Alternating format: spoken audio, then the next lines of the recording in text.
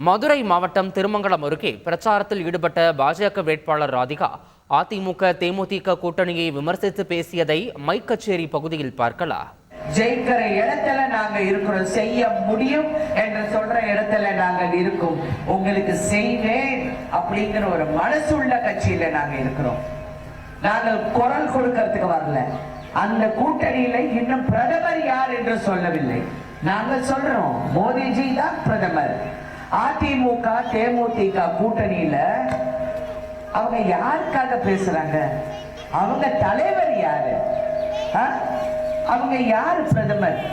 குரல் கொடுப்பேன் அப்படின்னு சொல்றாங்களே, குரல் தான் கொடுக்க முடியும்.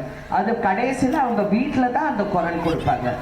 பாராளுமன்றத்துல குரல் கொடுத்தும் இங்க செய்வோம் அப்படின்னு சொல்றோம். செய்வோம், உங்களுக்காக செய்வோம், உங்கள் நலனுக்காக செய்வோம், உங்க வளர்ச்சிக்காக செய்வோம் என்று நாங்கள் சொல்லுகின்றோம்.